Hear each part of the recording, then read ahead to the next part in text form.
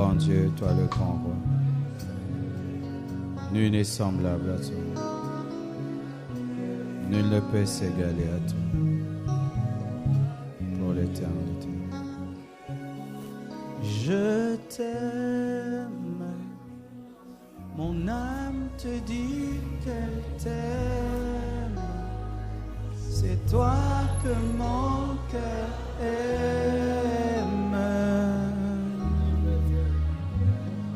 Mon Emmanuel,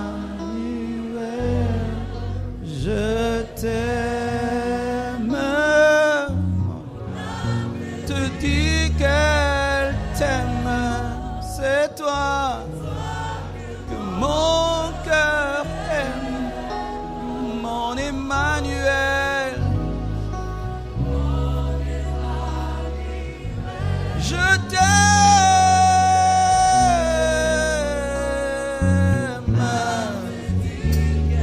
Mon âme te dit qu'elle t'aime. C'est toi que mon cœur aime. Mon Emmanuel, mon Emmanuel, mon Emmanuel. Oh, je t'aime, Jésus. Mon âme te dit qu'elle t'aime. Mon âme te dit qu'elle t'aime. C'est toi que mon cœur aime.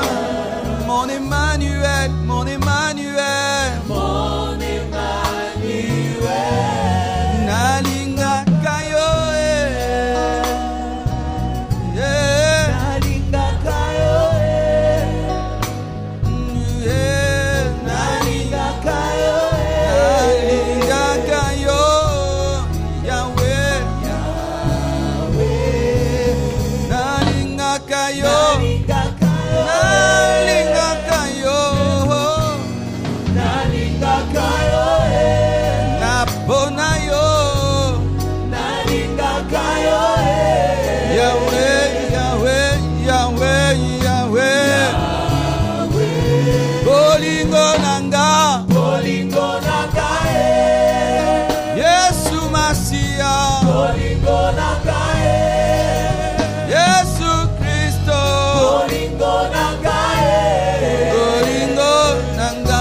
Yesu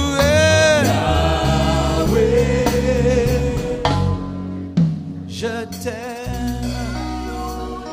Mon âme te dit qu'elle t'aime.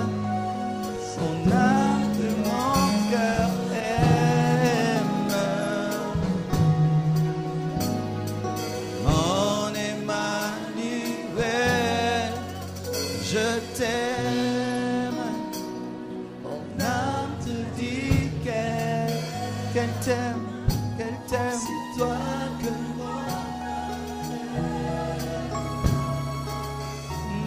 mon Emmanuel,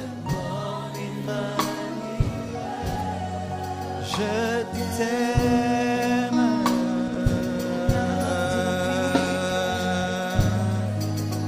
Je t'aime. Oh, mon Emmanuel, mon Emmanuel. Je t'aime. Mon âme te dit c'est toi que mon cœur aime. C'est toi que mon cœur aime. Mon Emmanuel, je t'aime. Mon âme te dit qu'elle t'aime. Mon âme te dit, mon âme te parle. Mon âme te parle. Mon âme te parle. Mon âme te parle. Mon Emmanuel, je t'aime. Alléluia. Oh, Rabashara Bazaya.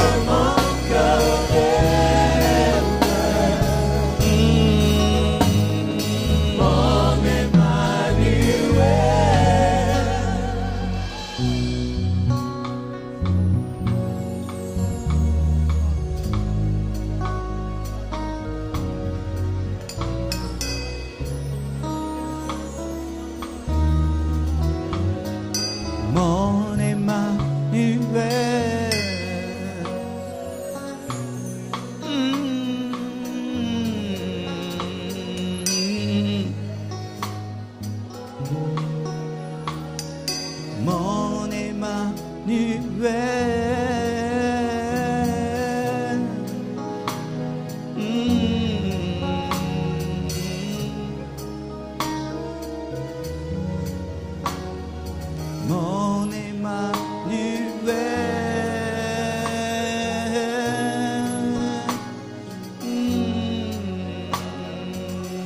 Parle-lui.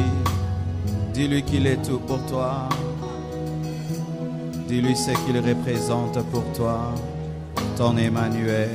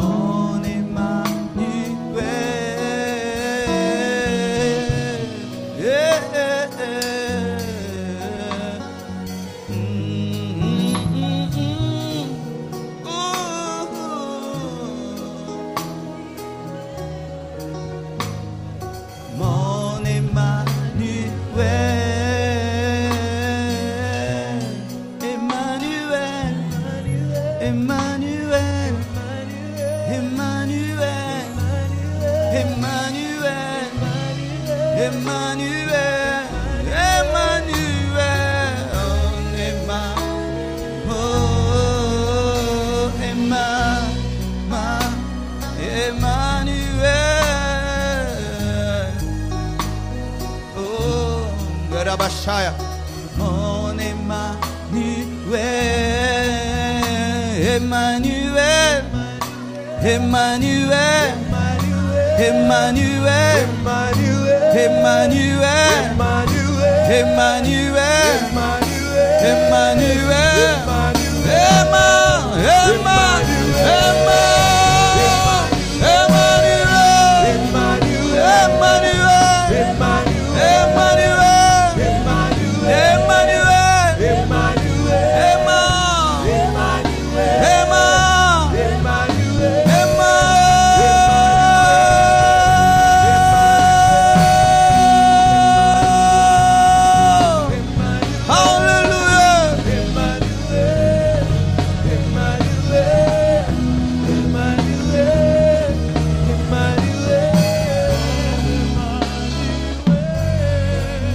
Rabashanda la basaya babashia, Rabashanda la basindere bashanda, Eya yama yanda yama zanda la majira baba babashara bazaya, Rabasinda la bashaya, Rama mashendere bosia mama mashendere bosia ya mama, Shena la babashira mama mashira babasaya.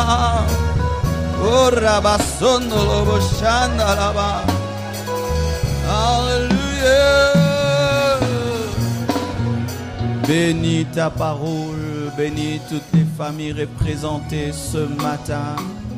Repends ta grâce, ta sagesse et ton intelligence en nous. Aide-moi encore, Seigneur, aujourd'hui à apporter ta parole. Au nom de Jésus-Christ, j'ai ainsi prié. Bénis ta parole. Amen. Acclamons le Seigneur. Amen. Soyez les bienvenus au culte des familles de ce matin. Salue ton voisin, ta voisine qui représente certainement ce matin une famille.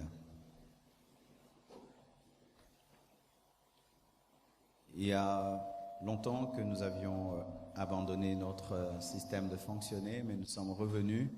Chaque mois, nous aurons un culte des familles, un culte de sainteté, le dimanche prochain déjà, un culte de puissance et un culte des projets, car nous sommes dans notre phase de construction. Il y a très très longtemps, j'ai eu à parler sur le thème « Le genre d'homme que les femmes n'aiment pas ». Qui était là? Si tu n'étais pas là, tu vas sur Internet, tu tapes seulement « Le genre d'homme que les femmes n'aiment pas », tu verras la vidéo.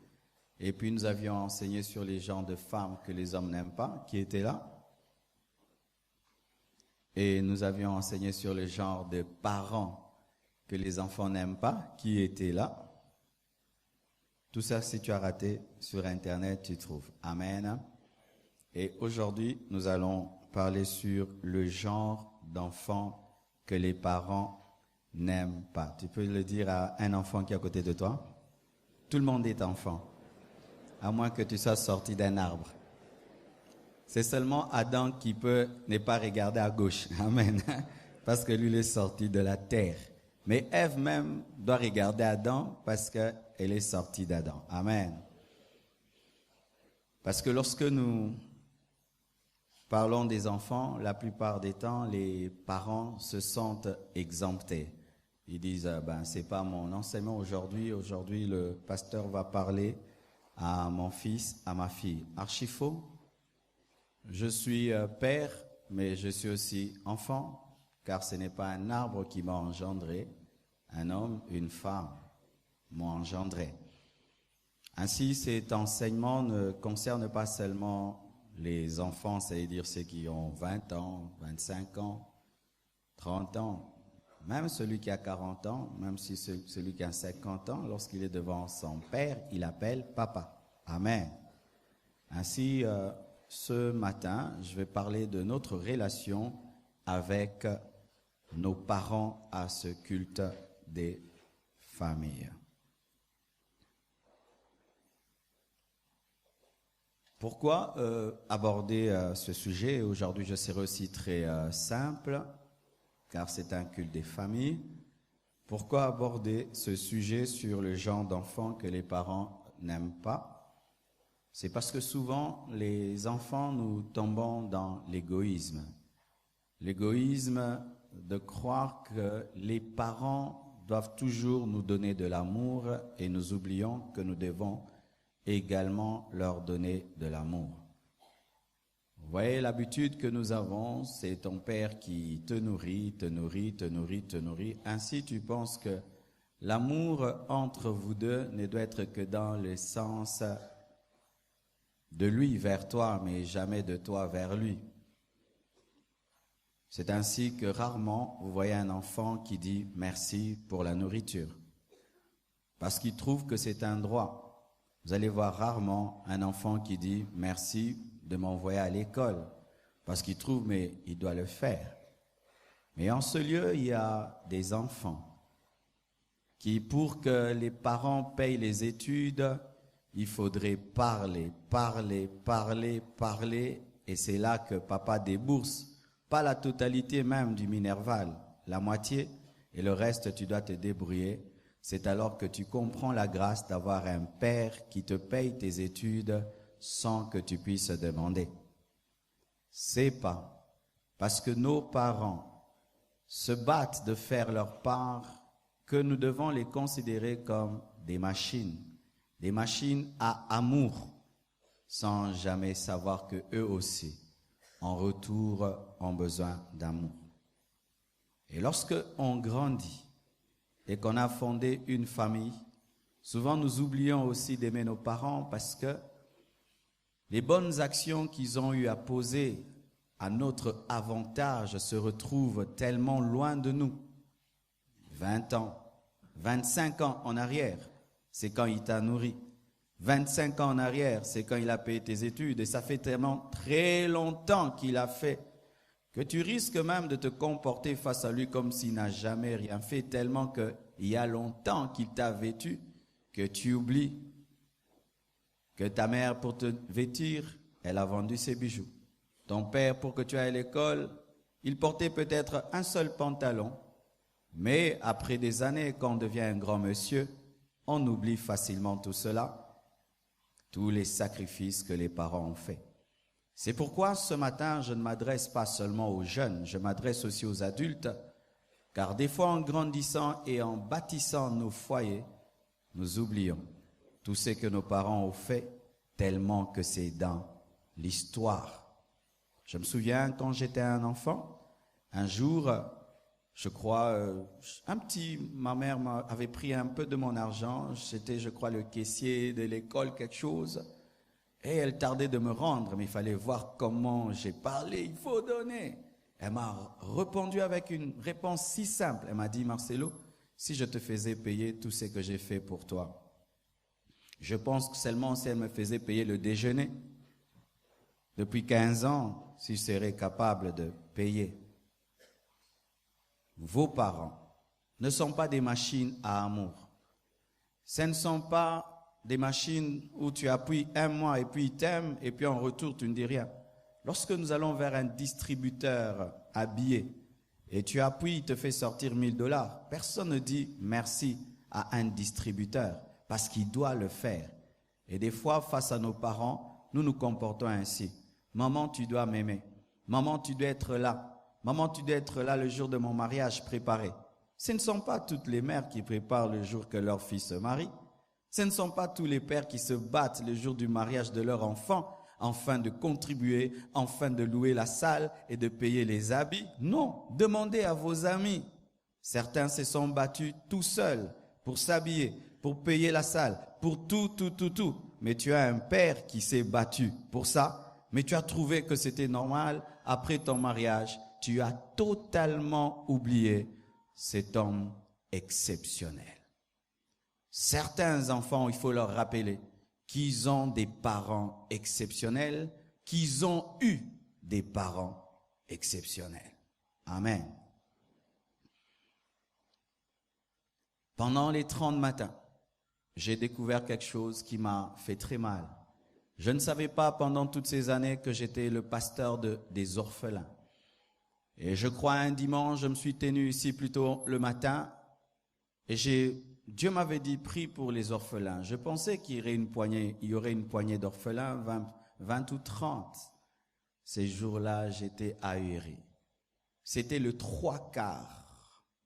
Le 3/4. Ce matin-là, ma vie avait totalement changé. Des orphelins, ils étaient tellement nombreux que c'était devenu inutile même de dire venez devant, tellement que c'était presque tout le monde, et des jeunes, et des jeunes, et des jeunes. Alors je me suis rendu compte que lorsque je prêche au culte des familles, je les oublie souvent. Et j'aimerais vous parler, chers orphelins. Vous devez aimer vos parents, vos nouveaux parents. Ces personnes qui, après la mort de vos parents, ont accepté de vous accueillir, ont accepté de payer vos études, ont accepté de vous nourrir et de vous recevoir chez elles. Souvent, les orphelins tombent dans l'égoïsme. À cause du fait qu'ils sont blessés, ils se décident de ne plus aimer personne. Ainsi, un homme t'aime, mais tu n'es pas son fils. Il t'accueille chez lui, te paye les études, mais tu ne lui donnes pas l'amour parce que tu dis, il n'est pas mon père. C'est vrai, il n'est pas ton père, mais il te traite comme son fils. Pourquoi tu ne lui donnes pas l'amour d'un père? C'est vrai que ta tante n'est pas ta mère, mais ta tante t'a recueilli. Elle t'éduque comme sa fille, elle te nourrit comme sa fille, elle t'élève comme sa fille. Pourquoi tu ne lui donnes pas l'amour qu'on doit donner à une mère? Mère, est-ce que c'est seulement celle qui engendre? Père, est-ce que c'est seulement celui qui engendre? N'est-ce pas aussi celui qui assume les responsabilités d'un père? Et des fois, les orphelins, vous envenimez vos situations. Tu as déjà perdu ton père, tu as déjà perdu ta mère, mais tu refuses de donner l'amour à celui qui accepte de t'aimer sans que tu sois son fils, sans que tu sois sa fille. Et ainsi, vous pensez que vous avez le droit d'être méchant parce que la vie vous a blessé. Vous pensez que vous avez le droit d'être ingrat parce que la vie vous a pris quelqu'un de cher. Et vous faites payer des personnes qui n'y sont pour rien. C'est vrai. La plupart des temps, les orphelins, lorsqu'on vient vers vous, on vous console. Mais je ne pense pas que ce n'est que la bonne méthode. Il faudrait aussi vous responsabiliser. Parce que la vie continue. La vie, elle continue. Et si la vie t'a pris papa, et que Dieu t'a donné un autre père, même s'il s'appelle pas papa, mais c'est un oncle, c'est une tante qui t'aime. C'est vrai, peut-être qu'elle ne te donne pas, c'est qu'elle donne à ses enfants. Mais au moins, elle fait quelque chose pour toi. Quand même, elle t'a mis dans sa vie. Et elle mérite de l'amour. Alors, des fois, ça blesse. Ça blesse un père adoptif ou quelqu'un, un tuteur, Lorsqu'il entend crier un orphelin, ce n'est pas mon père, ce n'est pas mon père, ce n'est pas ma mère, ce n'est pas mon père, ce n'est pas ma mère, alors que l'autre te traite comme son père et comme sa mère. Et ainsi, le jour que tu deviens grand, comme il n'est pas ton père, tu ne fais rien pour lui. Un jour, tu deviens grande, comme ce n'est pas ta mère, tu ne fais rien pour elle, alors qu'elle a accepté ou il a accepté des grands sacrifices. Je répète, c'est pas parce que tu es orphelin que tu as le droit de blesser les autres et de ne pas aimer. Ce n'est pas ça. Bien-aimés frères et sœurs, aujourd'hui je vais parler, ce sera une prédication fondée sur des personnages et pour les étudiants à l'étude à l'école du ministère, nous sommes en train d'enseigner sur l'homilétique, ce sera sur des personnages bibliques. Aujourd'hui, je vais vous parler des Caïns, je vais vous parler des Cham, des Ésaü, des Jacob, des Amnon, des Ruben, des Absalom, des Salomon et des Samson. Avec l'expérience du premier culte, je n'ai pu que parler que de 3. Il se pourrait qu'il en soit de même à ce deuxième culte. Et si je n'arrive pas à épuiser ce message, je continuerai dans 1 mois au culte des familles. D'accord? Amen. Parlons de Caïn. Il y a tellement de versets à donner sur Caïn, c'est pourquoi je préfère vous donner tout un chapitre. Vous lirez à la maison Genèse 4. Amen. Caïn est le fils aîné de la famille d'Adam et de Ève, le fils aîné d'Adam. Il avait comme frère Abel.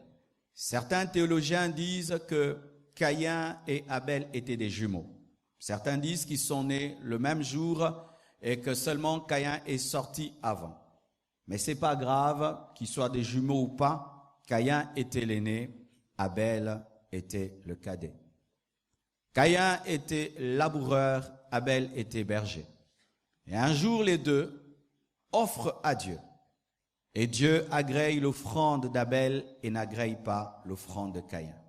La Bible nous dit que Caïn est irrité et décide de tuer son frère. Il tue son frère et lorsque Dieu vient vers lui et lui pose la question, Caïn, où est ton frère Abel? Il répond, suis-je le gardien de mon frère? Caïn, c'est le type d'enfant jaloux. Jaloux de qui? Jaloux de leur frère. Lorsque tu es jaloux, jaloux du succès de ton frère, jaloux du succès de ta sœur, tu es un Caïn. Tout allait bien entre Caïn et Abel jusqu'à ce que Abel se démarque. Le cœur de Caïn se révèle lorsqu'il y a une démarcation. Lorsque tout le monde étudie, mais ton frère, lui, il termine et il a sa licence, mais toi, tu ne l'as pas. Caïn se révèle en ce moment. Lorsque l'autre se marie et toi, tu tardes de te marier, Caïn se révèle en ce moment. Lorsque l'autre a une promotion et toi, tu n'en as pas, c'est lorsque Caïn se révèle. Lorsque l'autre a des enfants et toi, tu n'en as pas, c'est lorsque Caïn se révèle. Lorsque l'autre voyage et toi tu ne voyages pas, c'est lorsque Caïn se révèle. Lorsque l'autre achète une maison et toi tu n'en as pas, c'est lorsque Caïn se révèle. Lorsque l'autre seulement a ce que tu n'as pas. J'aimerais vous poser la question. Quel est l'état de vos cœurs lorsque vos frères ont des choses que vous n'avez pas? Quel est l'état de vos cœurs lorsque vos sœurs ont des choses que vous n'avez pas? Quel est l'état de vos cœurs lorsqu'il y a une claire démarcation entre vous et eux? Car c'était clair, l'offrande d'Abel était agréée, celle de Caïn ne l'était pas. C'était clair, il n'y avait pas de flou. Qu'est-ce que vous ressentez? Caïn ressent la colère. Es-tu en colère lorsque ton frère de sang est béni? Es-tu en colère lorsque ta sœur est bénie? Et le problème se pose plus lorsque ce frère est un cadet et nous, on est l'aîné. Caïn était l'aîné, mais son frère, qui était le cadet, était plus que lui. Dieu avait jugé cela. Lorsque ton frère cadet est plus grand que toi, lorsque ton frère cadet réalise des choses que tu ne peux réaliser, quel est ton cœur? Il décida de tuer, de détruire. Les Caïns dans la famille sont des destructeurs. Eux ne bâtissent pas la famille, ils détruisent la famille. Et tu es en train de bâtir votre famille ou en train de la détruire. Tu me diras, je n'ai jamais tué personne, mais nous tuons avec nos paroles, surtout avec nos paroles. Les familles sont détruites à cause des paroles. Tu casses ici, tu dis ça là, tu rapportes ça à gauche, tu amènes ça à droite. Les gens ne s'entendent pas à cause de toi. Celui-ci ne cause plus avec celui-là. L'autre ne visite plus l'autre. Mais qui est dedans? Un Caïn qui détruit. Et lorsque Abel est mort, Dieu vient vers Caïn afin de révéler l'état de son cœur. Il lui pose la question, Caïn, où est ton frère? Et il répond, suis-je le gardien de mon frère? Caïn, c'est un frère qui n'a pas l'esprit de famille. Il vit comme un îlot dans la famille. Il n'a que faire de la famille. La famille, c'est lui, Caïn. Suis-je le gardien de mon frère? Alors qu'un aîné doit être protecteur. Est-ce que tu protèges tes frères? Est-ce que tu protèges tes sœurs?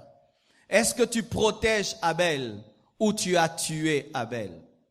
Est-ce que tu protèges tes frères et sœurs ou tu veilles sur ta sœur pour que le malheur ne lui arrive pas? Tu veilles sur ton frère pour que le malheur ne lui arrive pas, ou c'est toi qui amènes le malheur? Caïn peut faire 2 mois, il oublie qu'il a une famille. Et je vous assure, il fut un temps au Congo, nous disions que nous étions très sociaux en tant que peuple, mais je vous assure, plus les années passent, nous commençons à ressembler aux Européens. J'aime beaucoup la culture européenne. Ce sont des personnes ordonnées, ce sont des personnes bien éduquées. En Europe, même un païen, il a comme le fruit du Saint-Esprit. Tu es étonné. Ils sont gentils, ils sont polis, serviables, ils s'excusent rapidement, ils saluent tout le monde. Mais il y a un défaut dans la culture européenne. Ils oublient facilement leurs parents. Ils peuvent abandonner leurs parents dans un home de vieillards. Ils peuvent parler à leurs parents n'importe comment. La famille pour eux ne leur dit rien. Si sa vie va bien, il oublie qu'il a des frères, qu'il a des sœurs. Sa vie, c'est lui et sa femme, c'est fini. Il peut même oublier ses enfants. S'ils ont atteint 19 ans et qu'ils sont allés étudier, fini. C'est lui et sa femme. Et cela vient aussi en Afrique. Avec l'influence des films, l'influence de l'Internet, de la télévision, de plus en plus les Africains deviennent ainsi. Vous entendez un Africain qui est fier de dire « Ma vie, c'est moi et ma femme, moi et mon mari. Le reste, ce n'est pas mon problème. » Caïn dit « Où est mon frère? Suis-je le gardien plutôt de mon frère? » C'est-à-dire, je n'ai pas besoin de la famille. Je n'ai pas besoin de la famille. Il sort d'une famille, mais puis il n'a plus besoin de cette famille. Quand il avait 8 ans, il avait besoin de ses frères. Quand il avait 10 ans, il avait besoin de ses sœurs. Quand il avait 15 ans, il avait besoin. Mais une fois qu'il devient fort, il n'a plus besoin de sa famille. As-tu oublié? As-tu oublié? C'est que tes frères ont fait pour toi quand tu étais faible. As-tu oublié ce que tes sœurs ont fait pour toi quand tu étais faible? As-tu oublié ce que ton père, ta mère ont fait pour toi quand tu étais faible? Mais quand tu deviens fort, je n'ai pas besoin de la famille. Aujourd'hui, tu n'as pas besoin de la famille. Mais hier, c'est la famille qui te protégeait. C'est la famille qui te gardait. Lorsque je vois comment nos parents nous ont élevés, vous allez en vacances chez l'oncle, vous allez en vacances chez la tante, vous allez en vacances, les cousins et les cousines se connaissent, on se connaît, on se visite. Mais plus les années passent, tu ne connais même pas les noms de certains enfants des cousins. Pourquoi? Le modernisme. Caïn n'a besoin de personne, quoiqu'étant dans une famille. Et il a causé le premier deuil mondial, le premier deuil sur la terre n'a pas été causé par la mort d'Adam qui était maudit et Dieu disant tu mourras. Non, le premier deuil sur la terre a été causé par Caïn, le premier deuil. Et Caïn a causé la première tristesse dans une famille.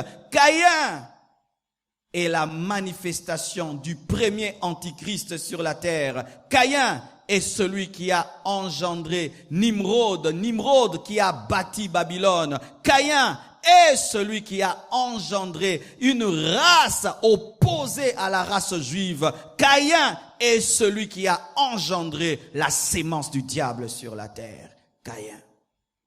Cela nous enseigne ceci. Lorsque dans une famille tu deviens l'instrument du mal, en soi tu deviens l'instrument du diable.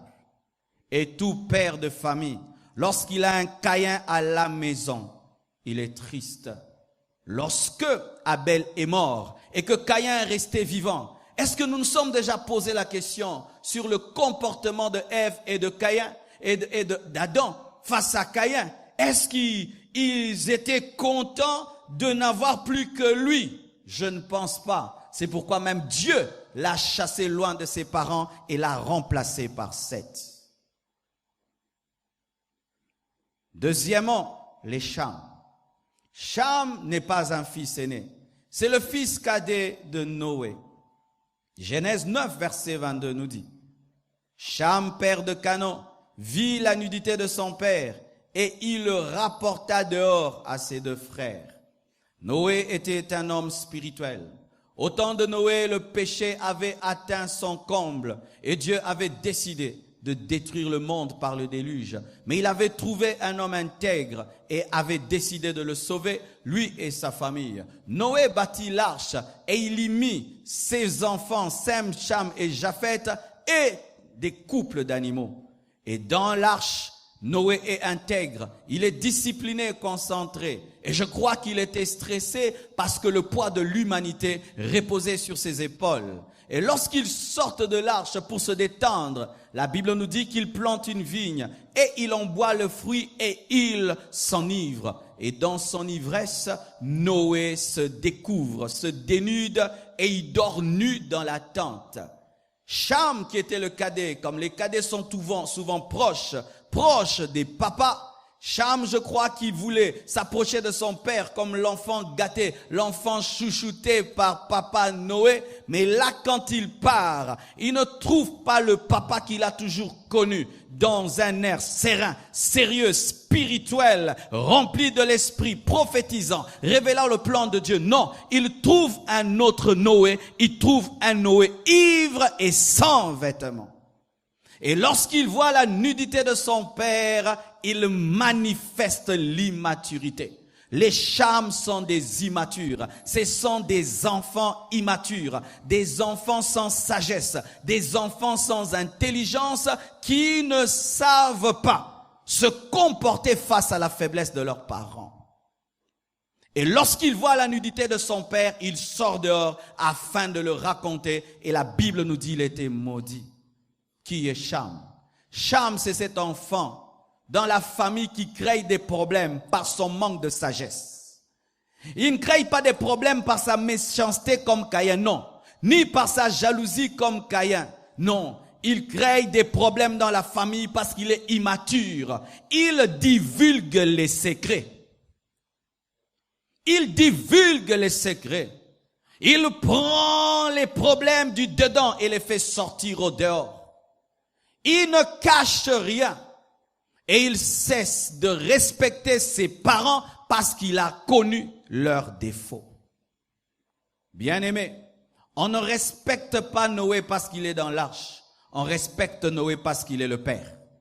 On ne respecte pas Noé parce qu'il donne des prophéties. On respecte Noé parce qu'il nous a engendrés. On ne respecte pas ses parents parce qu'ils sont intelligents, parce qu'ils ont l'argent, parce qu'ils sont toujours parfaits. On respecte les parents parce que ce sont les parents. Parce que c'est un parent, je le respecte. Il n'a pas besoin d'être parfait. Habillé ou non habillé, je le respecte. Car je ne respecte pas le vêtement qui le couvre, je respecte sa place dans ma vie. Mais lui, en soi, il respectait les vêtements de Noé. Et le jour que Noé n'avait plus de vêtements, il a cessé de le respecter. Ce sont des enfants qui respectent les parents lorsqu'ils ont l'argent. Lorsque papa a l'argent, garde à vous. Quand papa devient pauvre, ils ne respectent plus leurs parents. Combien de parents pleurent? Hier, alors que j'étais allé quelque part pour enregistrer l'album, en entrant, j'ai vu des jeunes venir. Ils ont demandé des photos et tout. Et après, un n'a pas demandé des photos. Je dis, toi aussi une photo? Il a dit non. Mon père est malade. Ça fait 10 ans que mon père est aveugle. Est-ce que vous pouvez prier pour lui? Ce jeune garçon, je pense qu'il avait 15 ans ou 16 ans. Il a dit, je t'attends. J'ai dit, tu ne peux pas m'attendre pendant tout le temps de l'enregistrement. Il a dit, je t'attends. J'ai dit, va, je viendrai. Et j'arrive, j'entre dans une maison. Tu sens que ce fut un homme riche. Il travaillait à l'ambassade et tout le reste. Mais il a tout perdu.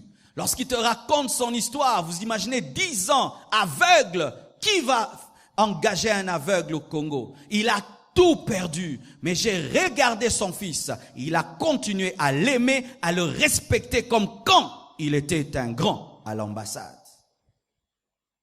Des choses qui arrivent rarement au Congo.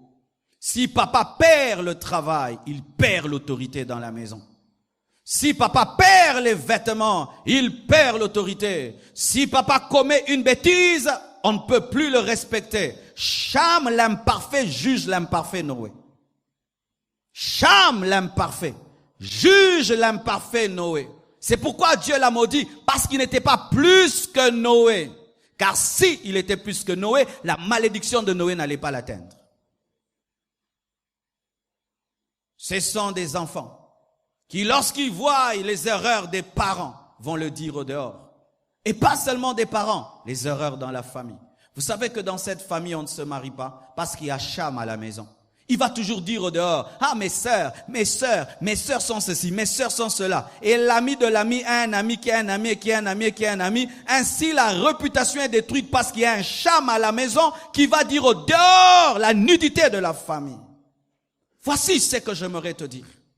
Souvent nous sommes conscients des maladies de nos familles et tellement que nous en sommes conscients, nous pensons que nos familles sont malades et que les autres vont bien. Non. Bien-aimés frères et sœurs, toutes les familles du monde sont malades. Mais certaines cachent leur Noé nu et d'autres les montrent. L'ami à qui tu révèles les défauts de ta mère, les défauts de ton père, il ne t'a jamais dit que son père n'a pas de défauts ou en a, mais c'est parce que toi tu parles que ça paraît comme si son père est parfait, alors que son père est imparfait parce que c'est un homme comme le tien.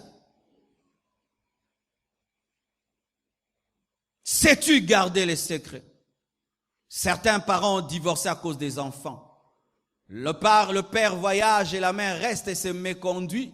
Le fils voit et du coup pour paraître le bon garçon devant maman va dire « Maman, tu sais quand tu n'étais pas là, papa fait ceci ». Avec son immaturité d'enfant, il va annoncer une nouvelle qui va détruire le couple et il annonce le problème sans apporter la solution. Mais lorsque Cham révèle la nudité de Noé à Japheth et à Sem, ils l'ont corrigé sans parler. Ils lui ont montré ce qu'il devait faire. Il vient dire pour qu'il dise, parce qu'il n'était pas venu dire pour qu'il couvre. Cham n'annonce pas la nudité de Noé pour qu'on la couvre, mais pour qu'on aille le dire à tout le monde, même aux animaux. Mais Sem et Japheth le corrige en agissant comme il devait agir. Il couvre papa pour dire, il fallait le couvrir comme nous allons le couvrir. Apprenez à couvrir. Les parents aiment les enfants qui couvrent leurs défauts. Il y a des enfants qui ont des pères ivrognes. On leur dit, votre père s'est enivré. Il est tombé même dans un caniveau. Les enfants viennent discrètement. Ils le prennent, ils le ramènent à la maison. Et puis ils lui parlent, papa arrête de faire cela. Mais d'autres, commence même à crier, tu nous humilies, tu nous humilies, tu nous humilies, tu nous humilies. Des égoïstes qui ne pensent qu'à eux-mêmes. Cham est un enfant indiscret, manquant de sagesse, qui expose les faiblesses de son père et de sa famille. Et il a fini comment? Maudit, et il a engendré des esclaves qui pour travailler enlèvent les vêtements. Il s'est moqué du fait que son père avait ôté ses vêtements, mais lorsqu'on l'a maudit, il a engendré des esclaves qui pour travailler enlèvent les vêtements. En soi, il lui est arrivé ce qu'il a humilié. N'entendez-vous pas certains parents le dire à leurs enfants? Le père fait le mal, l'enfant commence à se moquer. Et le père dit, tes enfants te feront ce que tu m'as fait. C'est ce qu'en soi Noé voulait lui dire. Tes enfants te feront ce que tu m'as fait. Tu me tabasses, tu me bats jusqu'à enlever mes vêtements. Tes enfants te feront. Tu me fais ça, tu vas m'humilier comme ça. Tes enfants le feront. Et je vous dis, ces paroles ont de la puissance. Ces paroles ont de la puissance. Ne dites pas, je prie sans effet. La Bible dit que la malédiction sans cause n'a pas d'effet. Donc, la malédiction avec cause a un effet. Lorsque tu exposes la nudité de Noé, c'est une malédiction avec cause. Et même si tu jeûnes, ça t'arrivera. La seule chose qui peut te sauver, tu demandes à Dieu pardon et tu demandes pardon à Noé. Tu ne viens pas seulement confesser à l'église, non, parce que le pasteur ne t'a pas engendré. Des fois, vous blessez vos parents et vous allez demander pardon au pasteur alors que vous n'avez pas blessé le pasteur, vous avez blessé vos parents. Je vais demander pardon à Dieu, je vais demander pardon au pasteur. Tu m'as rien fait, c'est à ton père que tu dois demander pardon. Et beaucoup de gens ne vivent pas longtemps parce qu'ils n'honorent pas leurs parents. Tu veux vivre longtemps, honore ton père et ta mère. Et quand on dit honorer, ça veut dire que malgré les défauts, honore-les. Honore ton père et ta mère malgré ses défauts. Alléluia. Mais j'aimerais donner cet équilibre. C'est pas que lorsque tu trouves Noé en train de se dénuder, tu l'acclames. Non, je n'ai pas dit cela. Que nous devons tolérer le mal dans nos parents, acclamer Noé. Non, tu dois le couvrir. Et tu sais, lorsque tu couvres un homme qui s'est découvert, tu l'as corrigé pour lui dire un père s'habille. Quand il se réveille, il voit que c'est un manteau qu'il n'avait pas porté avant. Il dit, ce manteau fait quoi? C'est Sem et Japheth qui l'ont mis sur toi. Pourquoi ils l'ont mis? Tu t'étais enivré, tu avais enlevé les vêtements, ils t'ont couvert. Du coup, tu lui dis, papa, ne fais plus jamais ça. Mais tu le fais avec respect, avec sagesse. Et là, tu es isolé contre l'électricité malédiction. Alléluia. Troisièmement, aujourd'hui, je ferai l'effort d'être ponctuel. D'accord? Ésaü. Il y a tellement de choses à dire sur Ésaïe, c'est pourquoi je vous demanderai de lire dans vos maisons Genèse 25, Genèse 26, Genèse 27 et Genèse 28. Je répète, Genèse 25, Genèse 26, Genèse 27, Genèse 28. Les enseignements sur les personnages réclament de lire beaucoup de chapitres parce que ce sont des histoires. Amen. C'est pourquoi lisez cela de peur que nous nous attardions. Qui est Ésaü? Ésaü, c'est le fils aîné d'Isaac. Isaac qui est le fils d'Abraham. La femme d'Isaac était stérile pendant un temps et Dieu a fait grâce. Rebecca a conçu. Mais dans son ventre, elle sentait deux enfants qui se battaient. Et lorsque ils sont sortis, l'aîné était roux et son frère est sorti avec lui. Ça, je ne sais pas si ça a déjà eu lieu dans une maternité. En sortant, le cadet tenait le talon de son frère. Et on donne le nom d'Ésaü selon la couleur de ses cheveux, de sa peau. On dit roux. Et on donne le nom à Jacob selon l'acte qu'il a posé, le fait de tenir la cheville de son frère. On l'appelle le supplanteur Jacob. Et Ésaü, qui était fils aîné, était un homme qui aimait beaucoup les Cananéens. Les Cananéens, c'était des peuples idolâtres qui priaient des faux dieux, qui priaient des démons. Mais lui, il était éduqué selon Jéhovah Parce que Abraham avait révélé à Isaac l'Éternel, et c'est sûr que Isaac avait révélé l'Éternel à Ésaü. Mais Ésaü, malgré la bonne éducation qu'il avait à la maison, a décidé de suivre les Cananéens. Qui sont les Ésaü? Ce sont des enfants de bonnes familles, mais qui ne respectent pas l'éducation. Donc chez eux, quand tu arrives, c'est vraiment une famille, tu croiras que c'est un internat. On mange à 18h, on se brosse les dents avant de dormir, on fait tout bien, mais lui, un fou. Et il se plaît à ça, d'être différent dans leur famille. Moi, je ne suis pas coincé comme vous dans cette maison. Moi, je ne suis pas coincé. Il aime tout le temps briser la loi d'Isaac, la loi de Rebecca. Il fréquente des mauvaises personnes. Dans le quartier, lui ne choisit que les voyous. Si tu étudies dans une bonne école, tu ne seras pas son ami. Si tu es correct, bien éduqué, tu ne seras pas son ami. Mais si tu es un voyou, un fumeur de chambre, si tu es un fumeur de chambre, tu es un ivrogne, un impudique, là tu seras son ami, des Ésaü. Qui attriste les parents, où les parents se posent la question, où va cette éducation? Cette éducation. Il a un langage de voyou à la maison. Tout le monde parle correctement. Mais lui à la maison, Timba kaka, mona kaka, donc. Tout le monde est sérieux. Mais lui s'habille bizarrement. Lui, tout le monde est sérieux. Lui, il marche bizarrement.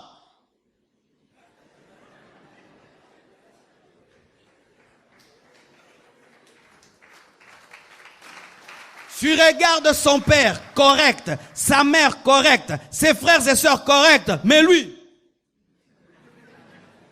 des Ésaü. Fils d'Isaac. Isaac est qui? C'est le fils de la promesse. Le fils d'Isaac. Mais il aime les Cananéens. L'ami des profanes. Un jour, il a faim. Et qu'est-ce qu'il veut? Il veut manger. Pendant qu'il veut manger, son frère lui dit, vends-moi le droit d'aînesse et je te donne la bouillie de lentilles. C'est comme les haricots. Il vend le droit d'aînesse pour les madessu. Et écoutez sa réponse, il dit, donne-moi que je mange, je vais mourir. Il vit dans le présent, il n'a pas de vision. Il est capable de bouffer les frais académiques pour les chaussures. Tu lui donnes les frais académiques, il achète les chaussures, il va en boîte, il oublie le futur et l'avenir. Il est capable de flamber l'argent qu'on lui donne pour sa formation seulement dans les chaussures. Combien ici même, vous bouffez l'argent que vos parents vous donnent? Et d'ailleurs là, je me réfère à une parenthèse importante. Nous ne sommes pas ici faisant la bourse des d'études compassion pour vous donner la permission de bouffer vos frais académiques donnés par vos parents et puis venir à l'église Compassion, on va payer pour nous. Nous ne sommes pas là pour encourager des bêtises.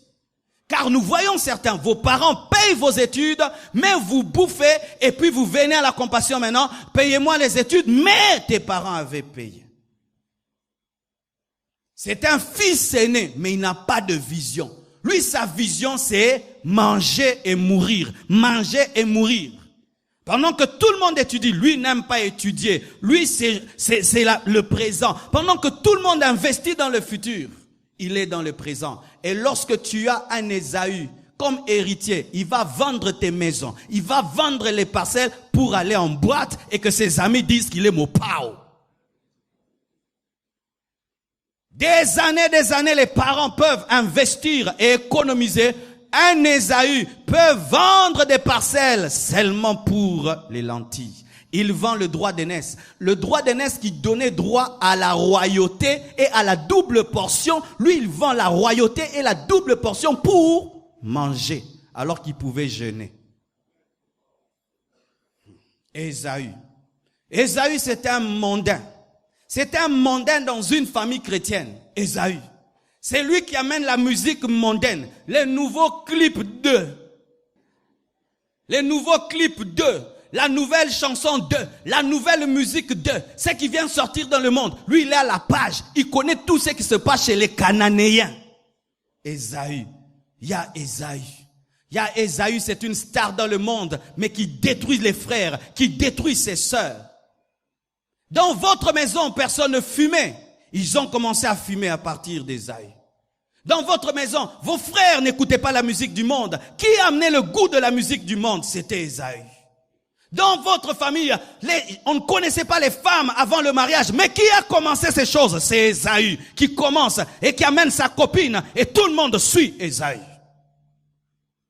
Détruisant l'éducation des parents. Ésaü. Ésaü fait des mariages qui blessent les parents. Quand Ésaü lui a voulu se marier, il n'a pas tenu compte de la spiritualité alors que les fils d'Abraham tiennent compte de la spiritualité avant de tenir compte de la beauté. Je répète, les fils d'Abraham tiennent compte de la spiritualité avant de tenir compte de la beauté. Je répète encore, les fils d'Abraham tiennent compte d'abord de la spiritualité avant de tenir compte de la beauté. Mais lui, il a aimé les femmes cananéennes parce qu'elles étaient belles, elles se maquillaient bien, elles avaient des cheveux compliqués, mais il n'a pas fait le choix que ses parents voulaient. Les Ésaü, ce sont des enfants qui font des choix de mariage qui blessent les parents. Et je vous assure, et que Dieu me donne les phrases pour le dire, car même je vais finir là. Souvent nous disons que c'est mon mariage, c'est ma vie, mes parents n'ont rien à y voir. Mais je vous assure, en grandissant, je dis que c'est faux. Ton mariage n'est pas ton mariage, c'est aussi le mariage de la famille. Vous pensez que moi je peux être heureux? Mon fils oracle se marie, il est malheureux dans le mariage, je serai heureux. Alors si ce mari dit que c'est sa vie, est-ce que c'est sa vie? Parce que s'il est malheureux, je serai heureux, je ne serai pas heureux. Ainsi, en se mariant, il ne doit pas seulement penser à lui, il doit penser aussi à moi. Alléluia. Tu penses qu'une mère, sa fille vient à la maison, tabassée par son mari, et lui dit, papa, il m'a encore cassé les dents. Et tu lui dis, et tu pars, elle va dormir. Est-ce qu'elle s'est mariée? C'est ton mariage, mais c'est aussi son mariage. Qui d'entre nous ici peut avoir la joie et la paix d'avoir des enfants qui ont fait des mauvais mariages? Et souvent, les Ésaü font des mauvais mariages parce qu'ils n'écoutent pas Rebecca et ils n'écoutent pas Isaac. Voici ma doctrine sur les refus des parents. Suivez-moi, s'il vous plaît. Je crois ceci, que si Dieu veut un mariage et qu'au départ, il y a l'opposition des parents, Dieu finira par convaincre les cœurs des parents, car la Bible dit que Dieu tient les cœurs du roi entre ses mains, il les penche à gauche et à droite comme un courant d'eau, il les penche comme il veut. Ainsi, ton père est un roi, c'est un chef, mais Dieu tient son cœur entre ses mains. Il peut le dire, accepte que ton enfant se marie. Je suis dans l'histoire et un père compliqué accepte. Mais si, jusqu'au bout de ton mariage, ton père, ta mère s'opposent, c'est un mauvais signe, laisse tomber. Dans le nom de tes parents se cache le nom de Dieu, car des fois Dieu pour dire non, dit aux parents de dire non.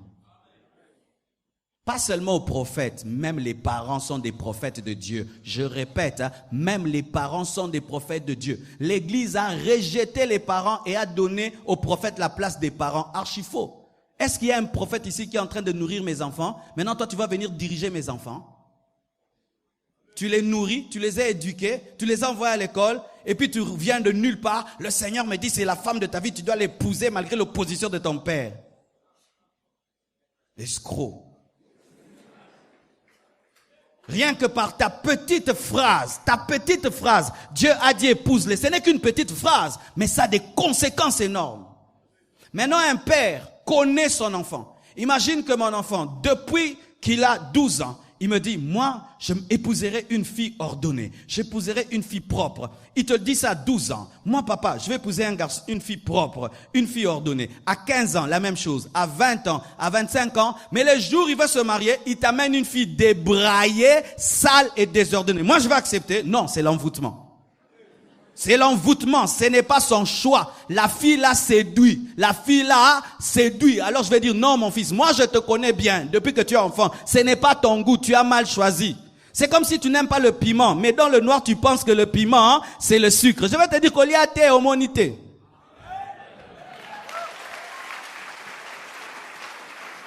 Et des fois, Lorsque l'amour t'emporte, tes parents qui ne sont pas emportés te disent tu t'es trompé. Et ce sont des prophètes de Dieu. Et si de tels parents disent non, l'église ne peut pas vous bénir, car en soi, l'église ne marie personne. L'église ne bénit que les mariages faits par les. Nous bénissons les mariages. Vous faites le mariage coutumier déjà et civil et puis vous venez à l'église. Nous bénissons. Mais si ton père ne te marie pas, l'église ne peut pas te marier. Je ne suis pas ton père biologique. Ah oui, vous devez vous rappeler de ça.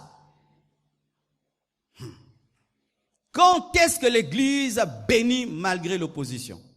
C'est lorsque les parents ont fait des pactes avec le diable. Nous avons connu de tels problèmes. Ici à l'église, un père qui a fait des pactes avec le monde de ténèbres pour être riche. Et pour cela, il a vendu le mariage de ses enfants. Et il couche avec ses filles la nuit comme étant un mari de nuit. Et aucune de ses filles ne se marie. Toutes les filles sont belles. Personne ne se marie. Et alors, lorsque Jésus entre dans cette famille, les filles décident de se marier, le père refuse sans raison. Tu étudies, tu travailles, tu es bien. Il ne veut pas. Pourquoi? Il ne veut pas. Là, tu pamolangon encore. Alléluia. Là, nous allons bénir parce que là, ce n'est pas un père qui est normal. Mais si les raisons, les arguments de tes parents sont logiques, nous ne pouvons pas et que Dieu puisse les convaincre. Bien-aimés frères et sœurs, lorsque Ésaü a épousé ces femmes étrangères, il a causé la tristesse de ses parents, il a causé la tristesse d'Isaac, la tristesse de Rebecca. Sachez ceci, qu'il y a un seul qui a été un fils parfait, Jésus-Christ de Nazareth, qui a plu au cœur du Père, car il est écrit à son sujet, une nuée vint les couvrir et de la nuée sortit une voix. Celui-ci est mon fils bien-aimé, écoutez-le. Celui qui veut être un fils, qui fait la joie de son Père, doit avoir Jésus-Christ comme modèle, car Jésus a fait la joie parfaite de son Père. Je vous assure, quelqu'un qui devient un vrai chrétien fait la joie de ses parents. Un jour, en sortant dans un supermarché, j'ai rencontré une sœur. Elle m'a dit, pasteur, j'aimerais vous parler. J'ai eu peur, croyant qu'elle va accuser. Elle dit, mon frère prie chez vous. J'ai dit, on veut l'accuser. Elle a dit, non. Mon frère était impoli. Il nous tapait. Il est plus grand de taille que nous, mais c'est notre petit frère. On tremblait devant lui, brutal comme tout. Mais depuis qu'il vient à la compassion et qu'il a donné sa vie à Jésus, même moi, faible que je suis, il se soumet à moi. Il a changé. Tout le monde est content. Les parents sont contents. C'est ça, se convertir. Lorsque tu reçois Jésus, tes parents sont heureux et ta famille est heureuse. Que Dieu vous bénisse abondamment. Alléluia.